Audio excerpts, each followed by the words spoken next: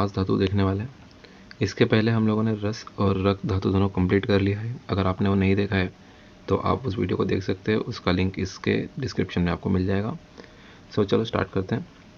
हम लोगों को हर धातु के लिए ये 12 पॉइंट कवर करने हैं जो आपको यहाँ पे स्क्रीन पर नज़र आ रहे हैं। तो अभी हम लोग एक एक करके सारे पॉइंट कवर करेंगे और हमारा ये धातु कंप्लीट हो जाएगा। सो पहले इंट्रोडक्शन देख लेते हैं। What is introduction. थोड़ा सा इंट्रोडक्शन भी लिखना चाहिए कभी कभी अपना जो भी धातु होता है उसके लिए।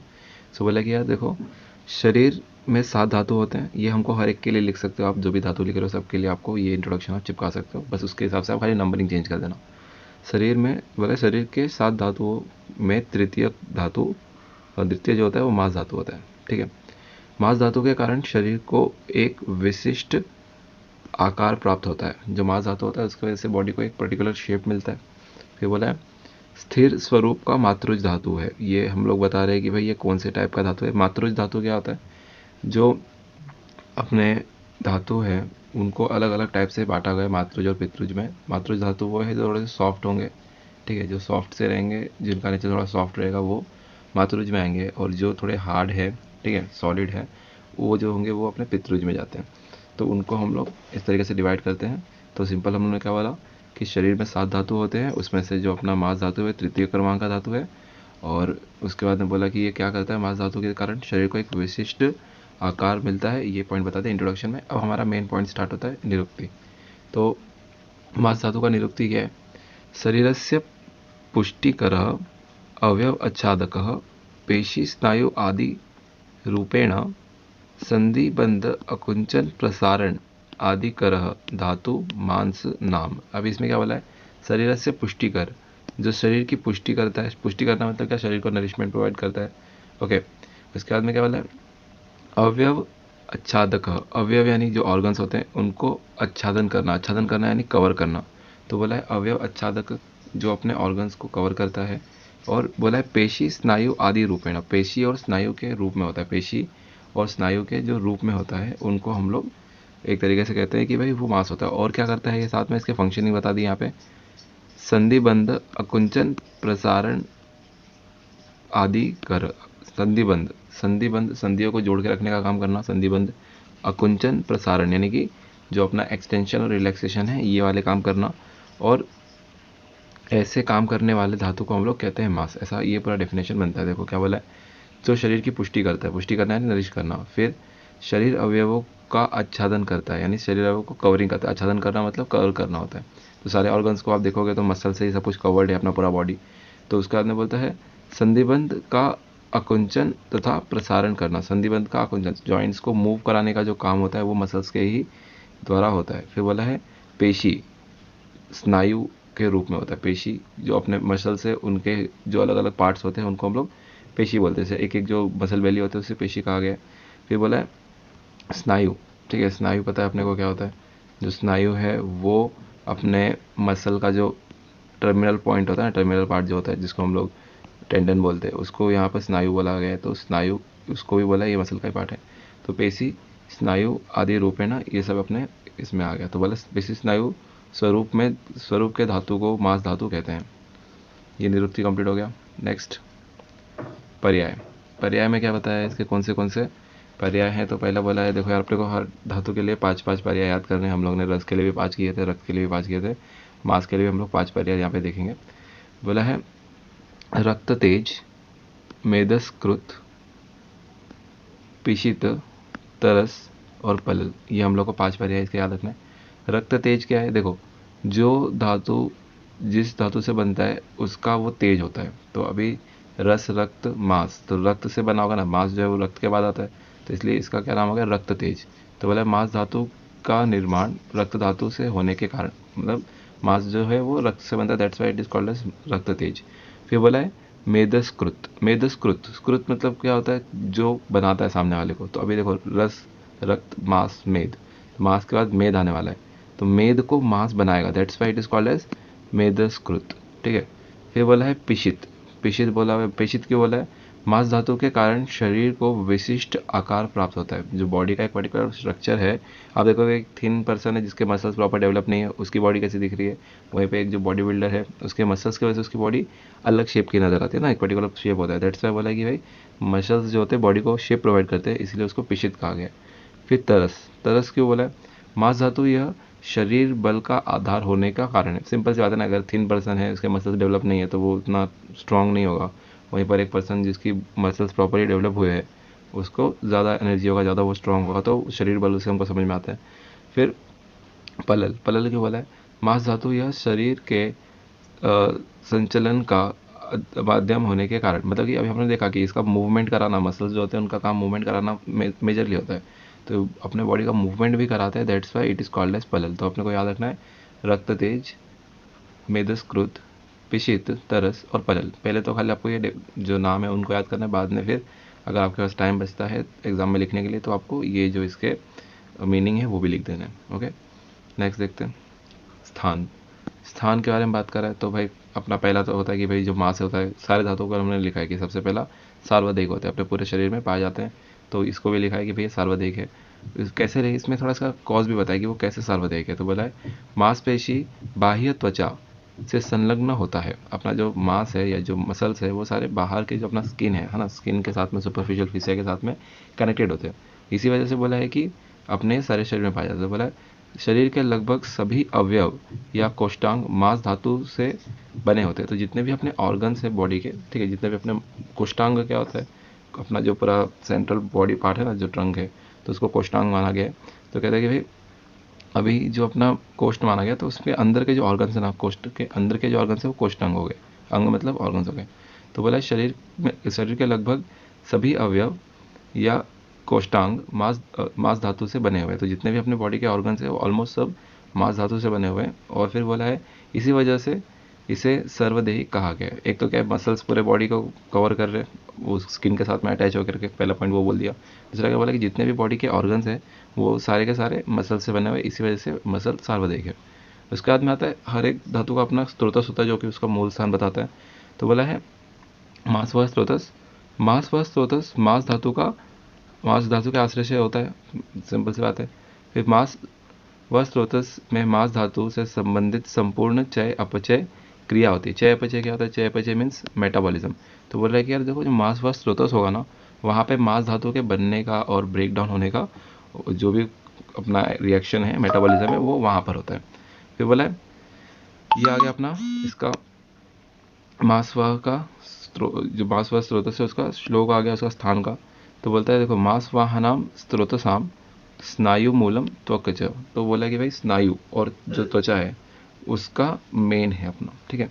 अभी मेन मतलब कि इसका बोल सकते हैं कि उसका मूल स्थान है। फिर ये अपने ये चरक का हो गया। इसके बाद में क्या बोला है, सुश्रुत ने भी इसको बताया मांस वह द्वय तयोर मूलम स्नायु त्वक रक्त वह धमनी। देखो चरक ने क्या बोला है, स्नायु और त्वचा बताया, वहीं पे सुश्रुत ने स्नायु, त्वचा और रक्त वह धमनी बता दिया, ठीक है। रक्त वहश्च धमन्या, ये सुश्रुत ने बताया। तो याद रखना ये एक्स्ट्रा वाला पूछता है कि बताओ धमनी जो है उसको, रक्त व धमनी जो है उसको किसने मांस वह का मूल स्थान बताया हुआ है। तो अपने को बताना चाहिए वो सुश्रुत ने बोला है, चरक ने नहीं बोला है। ओके, फिर चरक के हिसाब से क्या है भाई, स्नायु और त्वचा, ये हमने देखा। फिर सुश्रुत ने क्या बोला है, स्नायु, त्वचा और रक्तवाह धमनी, ये हमने बता दिया। स्नायु क्या होता है शरीर की मांसपेशियां स्नायु की सहायता से अस्थि से संलग्न होती है, ठीक है। तो स्नायु की सहायता से अपने जो मसल्स है वो अपने बोन्स के साथ में कनेक्टेड होते हैं। फिर बोला है त्वचा, मांसपेशियां जो है अभी शरीर की बाह्य त्वचा से संलग्न होती है। तो दैट्स वाई इसको माना गया है कि स्किन से एकदम अटैच्ड है, और स्किन के साथ में मसल दोनों अटैच होता है ना, स्किन के साथ में मसल ये अटैच रहता है। दैट्स वाई इसको बोला है कि ये इसका मूल स्थान है। तो याद रखना है सुश्रुत और चरक के हिसाब से, सुश्रुत के हिसाब से स्नायु और त्वचा होता है, और रक्त व धमनियाँ भी होती है, और चरक के हिसाब से स्नायु और त्वचा खाली होता है। फिर इसका पंचभौतिक संगठन आता है। पंचभौतिक संगठन क्या है, मांस पार्थिवम, मांस जो है वो पार्थिव होता है। पार्थिव यानी कि अर्थ, यानी कि अपना जो पृथ्वी महाभूत प्रधान होगा उसको बोला है मांसम पार्थिवम। फिर बोला है ये कैसे माना गया, व्यापदेशस्तु भूयसाम। अभी क्या होता है, ये एक थोड़ा सा न्याय है जिसको हम समझते हैं। अगर तो कहते हैं देखो कि यार अपने पिछले वीडियोस में भी देखा है कि हर एक जो ऑब्जेक्ट होता है, हर एक जो चीज़ है जो अर्थ पे प्रेजेंट है या पूरे जो अपने यूनिवर्स में जो भी चीज़ है, वो सारी की सारी चीज़ें जो होती है वो पंचभौतिक होती हैं। लेकिन उसका जो शेप होता है, उसका जो आकार होता है, वो उसको किसी एक महाभूत की प्रधानता से मिलता है। जैसे कि कोई स्टोन है तो उसमें पृथ्वी महाभूत सबसे ज़्यादा है, दैट्स वाई वो स्टोन है, सॉलिड है, दिख रहा है हम लोग को। कोई लिक्विड है, अगर रिवर फ्लो हो रहा है तो रिवर में जो वाटर है वो लिक्विड फॉर्म में, बिकॉज उसमें जो जल महाभूत है वो सबसे ज़्यादा है। बाकी उसमें बाकी के भी महाभूत प्रेजेंट है, लेकिन जल महाभूत सबसे ज़्यादा है। तो ये जो लॉ है ना, उस लॉ के ऊपर कि भाई जो महाभूत सबसे ज़्यादा होगा वैसा शेप होगा, उस लॉ का ही नाम है व्यापदेशस्तु भूयसाम। ठीक है, तो ये हम लोग को बताता है। तो बोला कि भाई मास धातु में पृथ्वी महाभूत की बहुलता है या फिर अधिकता है, ये हमको बताना चाहिए। इसी वजह से वो सॉलिड फॉर्म में हमको नजर आता है, मतलब दिखता है। फिर बोला उत्पत्ति क्या है, तो बोला देखो मास पोषक अंश होता है। ठीक है, मास पोषक अंश जो है ये अपने रक्त का जब उत्पत्ति हो रहा था तब बना था उसके सूक्ष्म भाग से। फिर अब जो अपना पोषक अंश होता है उस पर क्या होता है, जिस धातु को आपको बनाना है उसकी अग्नि काम करती है, तो यहाँ पे मांस अग्नि काम करेगी। मांस पोषक अंश पे मांस अग्नि काम करेगी, तो फिर से जो मांस पोषक अंश है वो 3 हिस्सों में टूट जाएगा, स्थूल, सूक्ष्म और मल भाग। जो स्थूल है वो कैसा है, स्थायी धातु होता है, मतलब कि जो आपको धातु नजर आ रहा है बॉडी के अंदर, जो मांस नजर आएगा वो क्या होगा, स्थूल भाग हो गया। सूक्ष्म क्या होगा, जो आगे वाले धातु को बनाने वाला है। तो अब मांस के बाद में क्या आने वाला है, मेद, तो यहाँ पे मेद पोषक अंश आएगा। साथ ही में यहाँ पे उपधातु होता है वसा और त्वचा। ठीक है, और इसका मल क्या है, खमल है। तो हम इसको देखेंगे उपधातु और मल को, तो हमको देखना है नेक्स्ट पॉइंट में। पहला आता है अपना फिर उपधातु और मल। उपधातु में क्या वाला है, मासात वसा त्वचा षट च। अभी मतलब मांस से वसा और त्वचा जो होती है ये इसके उपधातु माने गए हैं। वसा वसा तथा षट त्वचा यह मांस धातु के 2 उपधातु हैं। अब देखो वसा क्या होता है, त्वचा तो समझ में आ रहा है, स्किन है अपने को, इसमें ज़्यादा कोई डिस्कस करने की बात ही नहीं है। वसा क्या होता है, जब आप डायसेक्शन में जाओगे तो मसल्स को जब आप हाथ में लोगे ना तो आपको उसमें एक ऑयलीनेस सा फील होता है, एक ना शाइन दिखता है मसल के ऊपर और उस पर एक ऑयलीनेस सा आपको फील होता है, थोड़ा चिपचिपा सा लगता है। तो वो जो होता है ना, जो आपको ऑयलीनेस जो मसल्स के ऊपर लगता है, दिखता है, जो आपको हाथ से फील कर सकते हो, दैट इज़ वसा। तो बोला है वसा और जो षट त्वचा है, 7 त्वचा है जो अपनी, वो मांस के उपधातु होते हैं। फिर अभी यहाँ पे मल क्या है, मांस का मल है खमल। खमल क्या है, यह मांस धातु का मल है। अब खमल मतलब क्या होता है, ख यानी कि क्या होता है, खाली स्पेस। बॉडी का जो भी एम्प्टी स्पेस है, खाली स्पेस है, वैक्यूम्ड है, एरिया है, उसको बोला है ख, यानी खाली जगह। तो वहाँ पे मतलब कि अपनी बॉडी में जहाँ जहाँ पे भी कैविटी होगी वहाँ का जो मल है, वहाँ पे जो भी वेस्ट प्रोडक्ट बनेगा वो सारा का सारा वेस्ट जो होगा वो मांस धातु का ही है। तो जैसे इसमें एग्जांपल दिया है कान। ठीक है, कान के अंदर जो हम देखते हैं ना पूरा ट्यूब है, वो तो स्टेशन ट्यूब है अपना। तो उसके बाद में जो अपना ऑडिटरी कैनाल है वो सब क्या है, खाली जगह है। तो उस जगह पे जो भी मल बनेगा वो क्या रहेगा, वो मांस धातु का मल रहेगा। फिर नोज़ हो गया, अपना नाक हो गया, फिर इत्यादि जितने भी आपको हॉलो ऑर्गन्स दिखेंगे उसमें जो भी मल बनेगा वो सब मांस धातु का मल ऐसा माना जाएगा। फिर आता है आश्रय आश्रय। आश्रय आश्रय, अब देखो आश्रय आश्रय से मांस धातु का क्या है, मांस धातु यह कफ प्रधान दोष है। तो कफ प्रधान है मतलब क्या होगा, इसमें कफ दोष के सारे गुण हम लोगों को देखने मिलने वाले। फिर बोला है कि कफ वृद्धि होने पर मांस धातु की भी वृद्धि होती है, और इसी प्रकार से कफ क्षय होने पर मांस धातु का भी क्षय होता है। तो इसीलिए बोला है कि देखो यार मांस धातु आश्रय आश्रय कैसे आ रहा है इसका कफ के साथ में, तो बोलता है देखो जब मांस धातु की वृद्धि होगी तो कफ की भी वृद्धि होगी। ठीक है, और जब मांस धातु का क्षय होगा तो कफ का भी क्षय होगा, इसी वजह से ये दोनों आश्रय आश्रय में होते हैं। फिर वात व पित्त दोष का भी अधिष्ठान होता है। अब देखो तीनों भी दोष तो होते हैं, जैसे अपना जो हर एक ऑब्जेक्ट है वो पंचभौतिक होता है, वैसे ही हर एक दोष में तीनों भी, मतलब हर एक धातु में तीनों भी दोष तो प्रेजेंट होते हैं, लेकिन एक जो होता है वो प्रीडोमिनेंट होता है। तो वैसे ही यहाँ पर बोला कि देखो कफ दोष तो प्रधान है, लेकिन इसके अलावा वात और पित्त भी होता है, तो उसका भी कुछ फंक्शनिंग होती है। जैसे जो वात दोष होता है वो मांस के अंदर, आपको पता है कहीं पे मूवमेंट करना है तो बिना वात के पॉसिबल ही नहीं है। तो मांस धातु जो है वो मसल्स का या जो अपना मांस है उसका संकोचन और प्रसारण यानी कि कॉन्ट्रैक्शन, संकोचन मतलब कॉन्ट्रैक्शन और प्रसारण यानी कि रिलैक्सेशन। तो कॉन्ट्रैक्शन और रिलैक्सेशन जो करना है मांस का वो अपना वात के ही द्वारा होगा। फिर बोला पित्त दोष। पित्त दोष क्या करता है, ये मेटाबॉलिज्म, अपने मसल्स के अंदर मेटाबॉलिज्म होता है, मेटाबॉलिक रिएक्शंस होती है, तो उनका रिएक्शन कराना, और वहाँ से जब मेटाबॉलिक रिएक्शन होगी तो वहाँ पे क्या होगा, हीट जनरेट होगा। तो बोला मास पचन एवं ऊष्मा निर्माण का कार्य करता है। तो मांस को ट्रांसफॉर्म करने का और उसके अंदर जो हीट प्रोड्यूस करने का काम है वो यहाँ से होता है। पित्त दोष क्या करता है? पचन करने का काम करता है और ऊष्मा निर्माण करने का काम करता है। तो जो अपना मांस है उसके अंदर क्या होता है, रिएक्शंस होती है, मेटाबॉलिक रिएक्शंस होती हैं, और उसके वजह से क्या होता है, उसके अंदर ऊष्मा या हीट जनरेट होता है। नेक्स्ट आता है गुण। अब देखो गुण क्या रहेगा, जो दोष होता है उसी के गुण यहाँ पर हम लोग को दिखते हैं। तो अभी यहाँ पे मेजॉरिटी में कौन सा दोष है, अपना कफ दोष है। तो कफ के यहाँ पे दिखेंगे, देखो गुरु, स्थिर, घन, मंद, मृदु, श्लक्षण, ये सभी हम लोग को गुण नजर आएंगे। तो आपको ये सब लिख देना है। गुरु होता है, स्थिर होता है, घन होता है, मंद होता है, मृदु होता है, पिछल होता है। अब सबका मीनिंग क्या होता है? गुरु मतलब क्या है? फिर से मांस जो होगा अगर उसको खाते हैं कोई तो ये हैवी टू डाइजेस्ट है। स्थिर है, स्टेबल फॉर्म में हमको नजर आता है, मूव नहीं कर रहा है ज़्यादा यहाँ वहाँ पे, एक ही जगह पे अपने लोकेशन फिक्स है उसका। घन है मतलब कि डेंस है थोड़ा। फिर मंद है। मंद क्या है कि भाई ये जो है अपने, अगर आप गुरुवादी गुण देखोगे तो मंद मतलब शमन मंद होता है, तो इसका शमन करने में यूज़ कर सकते हैं। मृदु है यानी सॉफ्ट होता है। फिर स्लक्षण है यानी कि चिपचिपा है, थोड़ा सा बोल सकते हैं कि स्लिपरी होता है। मसल से अगर आप हाथ में लेते हो तो आपको समझ में आएगा कि ये स्लिपरी होते हैं। ये सभी कफज पार्थिव गुण मांस धातु में दिखाई देते हैं। ओके, नेक्स्ट आता है कर्म।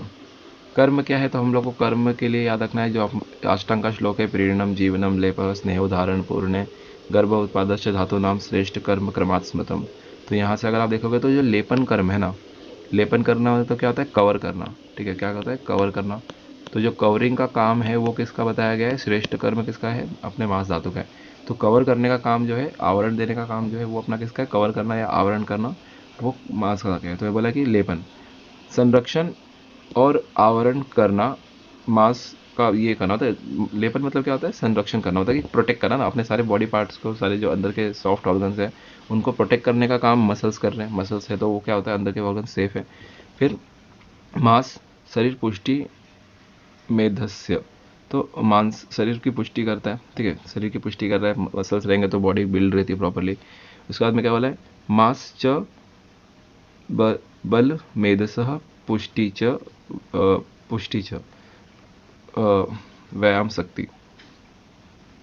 अभी देखो क्या बोला है कि जिसका मांस धातु अच्छा रहेगा वो उतना ज़्यादा व्यायाम कर सकता है, क्योंकि मांस अगर अच्छा है ना, मांस अगर किसी का प्रॉपर है, मसल्स प्रॉपर है अगर किसी का, तो जिसका मसल जितना ज़्यादा आपको नज़र आ रहा है, इसका मतलब यही है कि वो ज़्यादा एक्सरसाइज कर पा रहे हैं, तभी तो उसके मसल डेवलप हो रहे हैं। अगर ज़्यादा एक्सरसाइज ही नहीं कर पाएगा तो मसल डेवलप नहीं होंगे। तो इसलिए बोला कि मांस से पहले तो हम लोग ने देखा कि लेपन करता है, सबसे इंपॉर्टेंट काम है लेपन करना। क्या है? संरक्षण करना है, प्रोटेक्शन करना अंदर के ऑर्गन्स का, और कवरिंग करना, कवर करेगा तभी प्रोटेक्ट कर पाएगा। फिर बोला है ये अपना जो शरीर की पुष्टि करता है, नरिशमेंट करता है मांस। फिर क्या करता है? इससे हम लोग को बल मिलता है और मेद की पुष्टि करता है। देखो क्या है? मांसम च बल मेदस पुष्टि। ठीक है, तो बोला कि मेद जो होता है, अभी अपना नेक्स्ट धातु क्या बना है? मेद बनने वाला है। तो जो भी पहला धातु रहेगा वो अगले धातु को बनाता है। तो अगर आप जब भी कर्म लिख रहे हो कुछ नहीं याद आ रहा तो एटलीस्ट अगर आपको सीक्वेंस याद है ना, तो आप सीक्वेंस के हिसाब से लिख सकते हो कि भाई ये जो नेक्स्ट धातु होगा उसको बनाएगा, तो भी मांस है तो वो मेद को बनाएगा, ऐसा बोल देना। उतना भी लिखा तो वो भी उसका एक इंपॉर्टेंट काम में आ जाएगा। नेक्स्ट आता है अपना वृद्धि। वृद्धि यानी कि हम लोग अब यहाँ पे जो है पैथोलॉजी पे पहुंच गए कि भाई बढ़ेगा और कम होगा तो क्या होता है। तो वृद्धि बोला है, वृद्धि के लिए आपको ये श्लोक याद करना, अष्टांग हृदय का। मांसम गंडार्बुद ग्रंथि गंडो उदरम वृद्धि था कंठादिश्य मांसम च। तो बोला देखो जब मांस की वृद्धि होती है तो आपको ये सारे लक्षण नजर आने लगते हैं। देखो मांसम गंड अर्बुद ग्रंथि। ठीक है, फिर बोला है गंडो उदर वृद्धि था। तो पहले देखो यहाँ पे इसको समझ लेते हैं कि भाई यहाँ पर जो है अपने अर्बुद क्या होता है। पहले तो गंड गए, गाल को बोला गया अर्बुद, यानी कि जो अपने ट्यूमर बनते हैं ना वो बनने शुरू हो जाते हैं। और ग्रंथि यानी कि ऑर्गन्स के अंदर जो होगा वो ब्लॉकेज होना शुरू हो जाता है। फिर गंड और उदर, गंड यानी क्या है? गाल है। उदर क्या है? जो अपना स्टमक एरिया है उसको बोला उदर बोला हुआ है। इनमें वृद्धि होती है, मतलब ये बड़े होने लगते हैं ये लोग, पेट बाहर निकलने लग जाएगा और जो गाल है वो मोटे मोटे नज़र आने लगेंगे।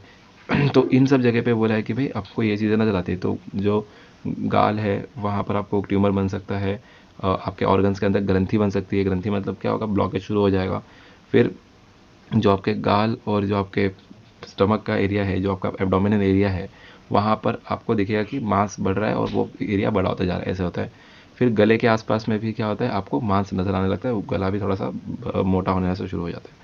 फिर इसमें क्या बोला है, देखो सिंपल एक्सप्लेनेशन देख रहे तो ये तो डायरेक्ट श्लोक का हो गया। अभी देखते क्या बोला है, मांसल अवयवों का आकार अधिक बढ़ने से मांस वृद्धि में यह सभी अवयव स्थूल दिखाई देते हैं। तो जो भी अपने मसल वाले ऑर्गन्स है, जैसे दाल हो गया, स्टमक एरिया हो गया ना, जो अपना एब्डोमिनल एरिया हो गया, वो सब जगह पे मांस हम लोग को नजर आना शुरू हो जाता है। फिर इससे होता है क्या है, चलना, बोलना, उठना, बैठना इत्यादि क्रियाएं अत्यंत धीरे धीरे होती है। इससे क्या होता है, जो अपने सो इंपॉर्टेंट काम है, अब वजन बढ़ रहा है किसी बॉडी का तो वो स्लो स्लो ही काम करेगा, सिंपल सी बात है। फिर आता है अपना क्षय। क्षय में क्या है, मानसे अक्षग्लानि, गंडस्फिक शुष्कता, संधि वेदना। ठीक है, तो अक्षग्लानि बोला है यानी कि जो अपने आईज है ना, उसमें पेन होना शुरू होता है। अब अपने आईज के मसल्स जो होंगे, अगर जब अपना मास क्षय होगा यानी जब अपने मसल्स कम होना शुरू होंगे, मतलब कि उनका मतलब डिग्रेडेशन होना शुरू होगा, तो क्या होगा, आपके आईज में पेन रहेगा, आंखों के पीछे पेन होना शुरू होगा। अक्षय ग्लानि बोला हुआ है, अक्षय यानी आईज, ग्लानि यानी कि पेन होता है, तो मांस अक्षय ग्लानि।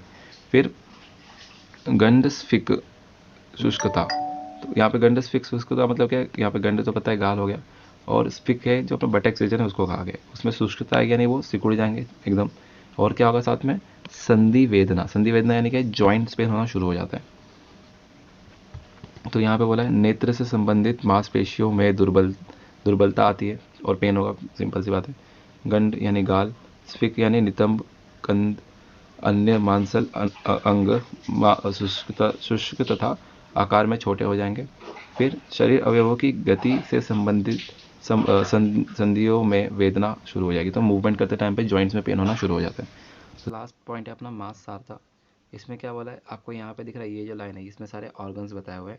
उन ऑर्गन्स में अपने को अलग अलग तरीके से चीज़ें नजर आती है। बोला है शंख, ललाट, क्रुकाटिका, अक्षी, देखो क्रुकाटिका, अक्षी, गंड, हनु, ग्रीवा, स्कंद, उदर, कक्ष, वक्ष, पाणिपाद संदया, गुरु, स्थिर, शुभ, मांस उपचित, मांस सारा नाम। तो शंख, ललाट, क्रुकाटिका, इसका मीनिंग क्या होता है, मैं आपको ये सारे जो वर्ड्स हैं इनका मीनिंग आपको मैं स्क्रीन पे यहाँ पे दिखा रहा हूँ, इन सब का मीनिंग आप डायरेक्टली नोट कर लो। तो ये जो ऑर्गन्स है उनका आपको इंग्लिश ट्रांसलेशन यहाँ पर दिख रहा है। ठीक है, तो ये हम लोग को देखना है, हिंदी ट्रांसलेशन जो आपको यहाँ पर नजर आ रहा है इसको देख लो, तो ये इसका मीनिंग है। उसके बाद में क्या बोला, ये जो सारे अपने ऑर्गन्स है वो कैसे हो जाते हैं, गुरु स्थिर, मतलब गुरु यानी कि बड़े बड़े नजर आएंगे हम लोग को, ठीक है, स्थिर होंगे, एकदम स्टेबल नजर आएंगे, स्टेबल होते हैं। फिर बोला है मांस उपचित, ये गुरु स्थिर क्यों है, बिकॉज वहाँ पे मांस बहुत सारा अच्छे से जमा हुआ है। फिर ये होता है मांस सार के लक्षण कि भाई ये जो ऑर्गन्स होंगे इन पे मांस प्रॉपरली नजर आएंगे। फिर क्या बोला है, अब मन के ऊपर क्या लक्षण होते हैं, ये तो शारीरिक लक्षण हो गया पहला। फिर दूसरा होता है मन के लक्षण क्या होते हैं, सा सारता, क्षमा, धृति, अलोल्यम। क्षमा यानी क्या होता है कि भाई क्षमा करना, किसी को माफ़ करना, है ना, कि कोई किसी ने कुछ गलती भी करा है तो थोड़ा सा सॉरी बोल दिया तो आके हम उसको माफ़ कर देगा। तो ये लक्षण किस में दिखेंगे, जो मांस सार व्यक्ति होगा उसी में ये लक्षण नजर आएगा कि माफ़ करने वाला जो गुण है, ठीक है चलो कोई बात नहीं, ऐसे माफ़ कर दिया, वो कौन होता है, मांस सार व्यक्ति होता है। नॉर्मल कोई भी कर नहीं सकता, जो मांस सार होगा वही इसको नॉर्मली करता है। फिर धृति यानी कि मेमोरी अच्छी होती है। फिर अलोल्य, अलोल्य मतलब सामने वाले की चीज़ का जो लालच होता है ना, वो नहीं होता है इसके मन में। फिर वित्त, विद्या, सुख, आर्जवम। तो वित्त, विद्या और सुख जो है, वित्त यानी कि पैसा, विद्या है ना, नॉलेज, और सुख, ये सब चीज़ें ये इनके पास होती है आराम से, मतलब इनको ज़्यादा इसके लिए कष्ट नहीं लेना पड़ता है, ये चीज़ इनके पास ऑलरेडी आराम से प्रेजेंट होती है। और इनका शरीर कैसा होता है, आप देखो मांस अगर अच्छा है तो बल मिलेगा, बल मिलेगा मतलब आरोग्य रहेगा। तो यहाँ पे बोला है आरोग्य रहेगा यानी कि इनकी हेल्थ हमेशा अच्छी रहेगी, इनको कभी भी जली बीमारियाँ नहीं होंगी। फिर बलम, आयुष्य, दीर्घच, चाचष्टे, तो बोला है बलवान होते हैं, मांस अच्छा है, मसल स्ट्रांग है तो बलवान तो होंगे। और फिर आयुष दीर्घ यानी कि इनकी लॉन्ग लाइफ होती है। बस ये सारे पॉइंट्स इसमें आते हैं और यहाँ पर अपना मास धातु कंप्लीट होता है। Thank you.